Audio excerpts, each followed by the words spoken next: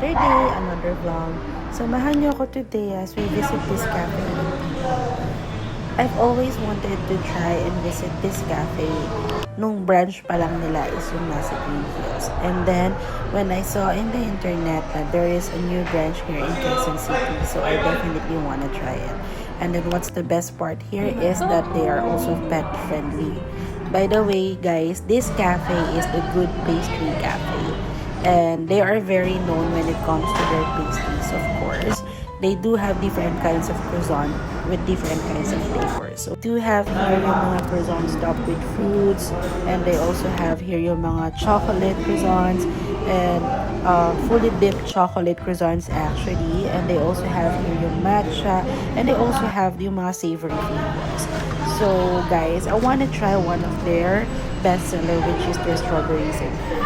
I am actually a big fan of strawberries when it comes to pastries or like yung spread sa mga bread, like yung mga jam. So, I really wanna try this since yung itsura pa lang niya, alam ko na sobrang sarap niya. Kasi you can see yung laki niya, yung cream, and then yung mga strawberries na sa top na sobrang masarap yung pastries nito, guys. I also wanna try yung chocolate croissant nila, but I don't want yung too sweet. Kaya, ito na lang yung kukunin ko, yung dark chocolate flat croissant nila. Ang dami ko pang gusto actually kunin, guys, sa sobrang daming masarap. Pero, mukhang hindi ko siya maubos kasi ang lalaki ng mga pastries nila, guys. So, I wanna try these two pastries muna for now. So, the moment of truth, guys.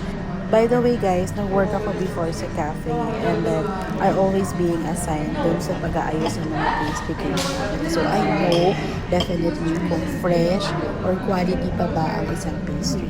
Habang ini-slice ko itong croissant ito, guys, I can definitely say na fresh and quality yung croissant. It's not too flaky, and then soft yung croissant, plus nagbe-blend talaga yung lasa ng cream and then yung strawberry din mismo sa croissant. We also pair this with our favorite hot coffee on the side. Ayan, guys, yun yung kinuha ko na para i-pair din sa coffee namin. Hindi ko na na-capture yung main dish namin, guys, but what I want to tell you is I highly recommend this cafe for you to try as well. So guys, yun lang. Thank you for watching!